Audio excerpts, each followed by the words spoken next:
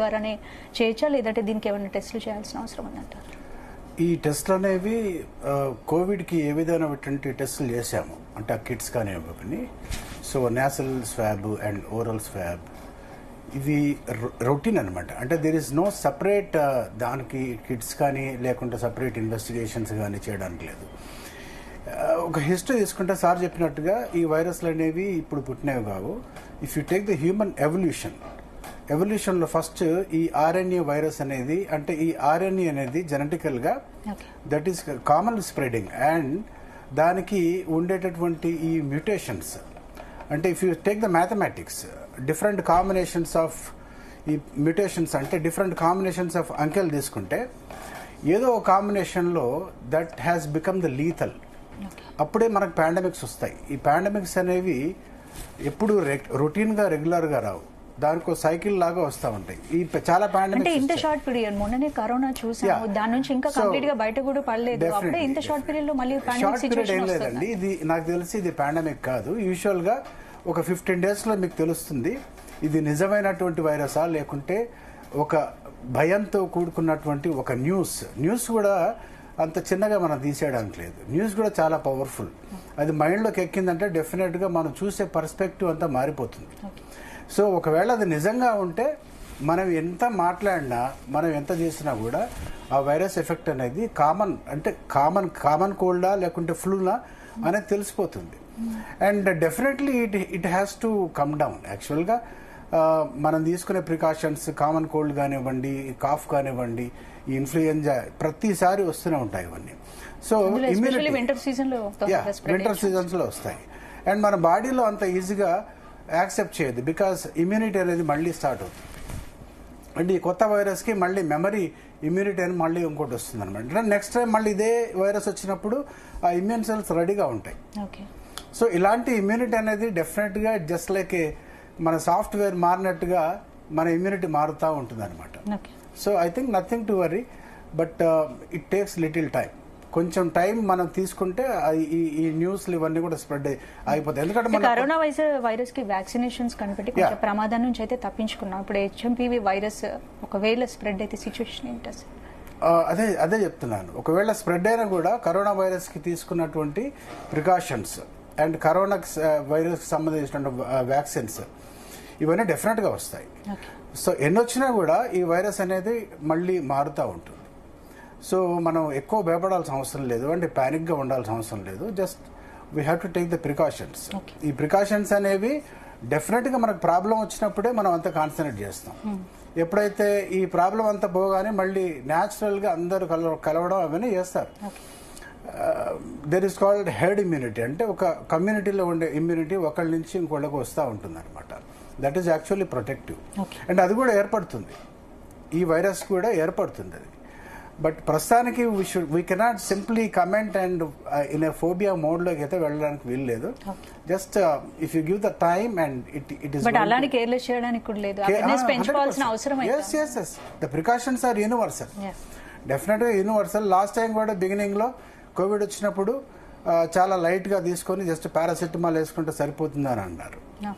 కానీ ఇంతకుముందు చెప్పినట్టుగా వైరస్ అనేది మ్యాథమెటికల్ కాంబినేషన్లో that was a lethal combination where exactly the pandemic happened. అది రకరకాలుగా ఊహాగానాలంటే అది వైరస్ ల్యాబ్లో నుంచి వచ్చింది అవన్నీ కూడా అన్నారు. బట్ ఆ ఇన్వెస్టిగేషన్లో అది ఇంకా బయటకు తేలలేదు. And definitely we have to consider that as a natural. So న్యాచురల్గా ఇవన్నీ అవుతుంటాయి.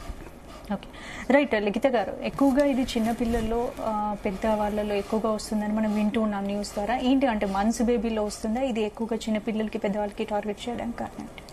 మంత్స్ బేబీలో ఇమ్యూనిటీ ఇంకా పూర్తిగా డెవలప్ అవ్వదండి. సో పెద్దవాళ్ళలో ఏంటంటే అవుట్ ఆఫ్ వాళ్ళ డైటరీ ఇంటేక్ కానీ అవన్నీ తగ్గిపోతాయి, వాళ్ళ యాక్టివిటీస్ అన్ని తగ్గిపోతాయి. కాబట్టి యూజువల్గా మంత్స్ బేబీ కానీ పెద్దవాళ్ళు కానీ వాళ్ళకి ఇమ్యూన్ సిస్టమ్ సరిగ్గా ఉండదు కాబట్టి దే ఆర్ మోర్ ప్రోన్. అలా కాకుండా మిడిల్ ఏజ్డ్ లేకపోతే వర్కింగ్ వీళ్ళందరిలో కూడా ఎవరైతే కోమార్బిడిటీస్ అంటే షుగర్, బీపీ, థైరాయిడ్ లేకపోతే ఒబేసిటీ, ఆస్తమా ఇలాంటి కండిషన్స్ ఉన్న వాళ్ళు కూడా they are not having proper immunity. అలాంటి వాళ్ళు కూడా they are more prone for infections. ఇది ఈ హెచ్ఎంపీవీ వైరస్ అని కాదు కానీ any virus or any viral infections they are more prone. So చిన్న వాళ్ళకి ఇంకొంచెం అంటే మంత్స్ బేబీకి ఇంకొంచెం ఎక్కువ జాగ్రత్తగా ఉండాలి. ఏంటి ఎక్కువగా చిన్నపిల్లలు వస్తుంది అంటున్నారు కాబట్టి మరి పేరెంట్స్ ఎలాంటి కేర్ తీసుకోవాలంటారు చిన్నపిల్లల విషయంలో? బేబీస్ పుట్టారనగానే ఫస్ట్ గెస్ట్స్ ఎక్కువైపోతారండి ఇంట్లో. సో అలాంటి క్రౌడ్స్ ని అంటే విజిటర్స్ ని అవాయిడ్ చేయడం ఫస్ట్ థింగ్. ఇంకోటి ఏంటంటే బేబీని ముద్దు చేయడానికి కోసం అని చెప్పి వెళ్ళి కిసెస్ పెట్టడం ఇలాంటివి చేస్తారు. సో మనం ఏదైతే మన నోట్లో కానీ వైరసెస్ ఏవైతే ఉన్నాయో అవి బేబీ తొందరగా అట్రాక్ట్ చేసుకొని వాళ్ళు సిక్ అయ్యే ఛాన్సెస్ ఎక్కువ ఉంటాయి. అండ్ వాళ్ళని బయటకు తీసుకెళ్లకుండా ఇంట్లోనే ఉంచడము, క్రౌడెడ్ ప్లేసెస్ కి తీసుకెళ్లకుండా ఉండడము ఇలాంటివి చేయొచ్చు. ఎల్డర్లీ అంటే ఇంకా వాళ్ళని కూడా సేమ్ బయటకు వెళ్లకుండా ఇంట్లో ఉంటూ ప్రాపర్ ఇమ్యూనిటీ మెయింటైన్ చేస్తూ డైట్ కానీ లేకపోతే హెల్దీ డైట్ మెయింటైన్ చేస్తూ బయట ఫుడ్స్ ఎక్కువ తినకుండా క్రౌడెడ్ ప్లేసెస్కి వెళ్లకుండా వెళ్ళిన మాస్క్ పెట్టుకొని వెళ్ళి అండ్ హ్యాండ్ వాష్ కానీ ప్రాపర్ గా అలాగా బేబీని టచ్ చేసేటప్పుడు కూడా ముందు ఫస్ట్ హ్యాండ్ వాష్ చేసుకొని ఫ్రెష్ అప్ అయ్యి తర్వాత వెళ్ళి బేబీస్ ని టచ్ చేయడము ఇలాంటి బేసిక్ ప్రికాషన్స్ కొన్ని తీసుకోవచ్చు. ఒకవేళ పేరెంట్స్ కనుక సిక్ అయితే మాస్క్ పెట్టుకొని వాళ్ళ దగ్గరికి వెళ్ళడము, ఫీడింగ్ ఇవ్వాలన్నా సరే మాస్క్ పెట్టుకొని ఇవ్వడము. అండ్ బాగా ఎక్కువ సిక్ ఉన్నప్పుడు మెడిసిన్స్ వాడుతున్నప్పుడు వాళ్ళు డైరెక్ట్ బ్రెస్ట్ ఫీడ్ ఇవ్వకుండా మెడిసిన్ కి ముందు తర్వాత కొంచెం గ్యాప్ ఇచ్చి తర్వాత ఫీడ్ ఇవ్వడము, అది ఎలిమినేట్ అవ్వడానికి అలాంటి ప్రికాషన్స్ తీసుకోవచ్చు. రైట్. కౌశిక్ గారు, ఇప్పుడు భారత్ లో నమోదవుతున్న హెచ్ఎంపీవీ వైరస్ కేసులో మరొక రకం అంటారా లేదంటే చైనాలో ఉన్న వేరియంట్ ఇది సేమేనంటారా కౌశిక్ గారు? మనము ఇంతవరకు ఎప్పుడు మన ఇండియాలో టెస్ట్ చేయలేదు ఇది. మనకు ఎప్పుడైతే చైనా నుంచి న్యూస్ వచ్చిందో అంటే హెచ్ఎంపీవీ అనేది అక్కడ బాగా పెరిగిపోతుందనక then we started doing test. So ఇక్కడ ఏవైతే టెస్ట్లు చేశారో అప్పుడు బయటపడింది. సో అంతకుముందు కూడా మనకు ప్రతిసారి ఇదే సీజన్ లోపల mostly end of the winter are winter season లోపల ఏవైతే ఫ్లూస్ వస్తున్నాయో దాంట్లో చాలా వరకు కూడా హెచ్ఎంపీవీ ఉండొచ్చు. బట్ ఏంటంటే ఇప్పుడు మనం టెస్ట్ చేయడం వల్ల బయటపడుతుందా లేకపోతే అది నిజంగానే అక్కడ వేరియంటా అనేది అంటే ఆ వేరియంట్ చెక్ చేస్తే తప్ప మనం చెప్పలేము ఒకటి. ప్లస్ రెండోది వీ డోంట్ హ్యావ్ అంత అంటే ఎప్పుడు కూడా ఇంతవరకు మనము అవసరం రాలేదు, ఎందుకంటే ఇన్ని కేసెస్ ఎప్పుడు నమోదు కాలేదు కాబట్టి ఎప్పుడు మనం టెస్టింగ్ కూడా అవసరం పడలేదు. సో టెస్టింగ్ మనం ఆర్టీపీసీఆర్ చేస్తాం, ఎట్లయితే కోవిడ్ కి చేసినట్టే దీన్ని కూడా పీసీఆర్ టెస్టే చేస్తారు. సో ఈ పీసీఆర్ టెస్ట్ అనేది it is not readily available everywhere, అన్ని చోట్ల అది అంత అవైలబుల్ కాలేదు ఇంకా. ప్లస్ అంతకుముందు ఏదైతే కోవిడ్ కి కిట్స్ అయితే ఉన్నాయో, కోవిడ్ కిట్ ర్యాపిడ్ కిట్స్ ఏవైతే ఉన్నాయో ఆ ర్యాపిడ్ కిట్స్ లాంటివి ఈ ప్రజెంట్ ఉన్న ఈ ఇన్ఫెక్షన్ కూడా ఇంకా అవైలబిలిటీలోకి రాలేదు.